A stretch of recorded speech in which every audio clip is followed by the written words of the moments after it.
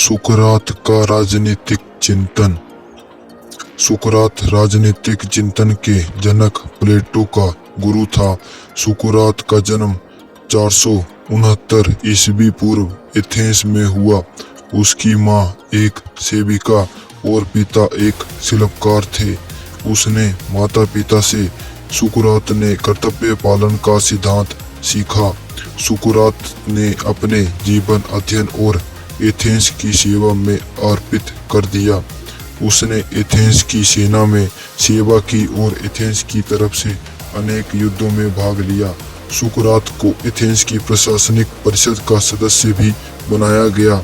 उसके जीवन के दो ही प्रमुख उद्देश्य थे। प्रथम यह कि नागरिक के रूप में अपने कर्तव्यों का पालन करना और नंबर 2 नागरिक कानूनों के बंधन की अवज्ञा के लिए मना करना।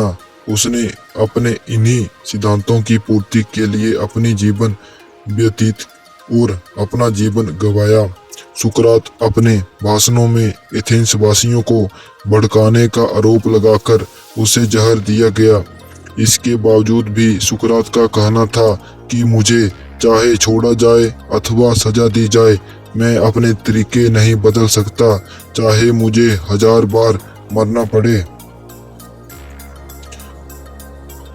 70 वर्ष की आयु में उसकी मृत्यु हुई। सेबाइन का सुकरात के संदर्भ में कहना है कि एथेंस के सच्चे नागरिक के रूप में उसके जीवन की 2 विशेषताएं हैं। एक नागरिक कर्तव्यों का अटल पालन और दूसरा नागरिक कानूनों के बंधन की अवज्ञा के लिए मना करना। सुकरात के राजनीतिक विचारों को निम्न प्रकार से समझा जा सकता है। नंबर 1, मानव प्रकृति के संबंध में उसके विचार। सुकरात मानव प्रकृति को 2 पक्ष मानता था। प्रथम पक्ष को स्वार्थी, लालची और असामाजिकता की ओर ले जाता है। यह व्यक्ति की संकीर्ण और कमजोर प्रवृत्ति है। दूसरा पक्ष शक्तिशाली। यह पक्ष उसे सामाजिक प्राणी बनाता है और उसे पशु से मनुष्य बनाता है। नंबर 2, ज्ञान के संबंध में विचार। सुकरात के ज्ञान संबंधी विचारों को उसकी मानव प्रकृति के आधार पर समझा जा सकता है। उसने ज्ञान के 2 बताए हैं। प्रथम पक्ष ज्ञान का बाह्य पक्ष है, जो उसकी संकीर्ण प्रकृति के हितों की पूर्ति करता है। दूसरा पक्ष ज्ञान को स्वाभाविक वास्तविक पक्ष है, जिसका उसकी शक्तिशाली प्रकृति के हितों की पूर्ति में सहायक है। नंबर 3, कानून संबंधी विचार। सुकरात कानून को सबसे अधिक महत्व देता है। उसके विचार में कानून ईश्वर का आदेश है। नंबर 4, लोकतंत्र के संबंध में विचार। सुकरात का मानना है कि शासन एक कला है और उस कला सभी व्यक्तियों में नहीं होती, अतः शासन के क्षेत्र में सभी को समान मानना गलत है। नंबर 5, सद्गुण ही ज्ञान है। प्लेटो का संपूर्ण दर्शन सद्गुण ही ज्ञान है सिद्धांत पर आधारित है। उसे अपने गुरु सुकरात से लिया है।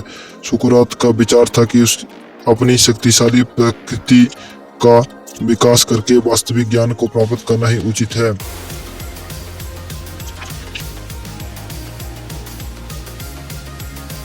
प्लेटो जब सुकरात के संपर्क में आया तो उसकी आयु लगभग 20 वर्ष थी। प्लेटो के राजनीतिक दर्शन की उसकी पूर्ववर्ती दार्शनिक एथेंस की परिस्थितियों अन्य देशों की शासन व्यवस्थाओं ने तो प्रभावित किया ही है, लेकिन सबसे अधिक प्लेटो को सुकरात का प्रभाव पड़ा। सुकरात के विचारों ने ही उसे बल्कि उसकी मृत्यु से भी प्लेटो का जीवन और उसका राजनीतिक दर्शन प्रभावित हुआ। सुकरात के विचारों के आधार पर ही प्लेटो ने ज्ञान को सर्वोच्च प्राथमिकता दी और उसकी मृत्यु के कारण ही राजनीति में उसकी रुचि उत्पन्न हुई।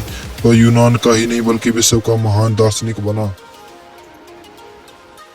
यथार्थ का सिद्धांत।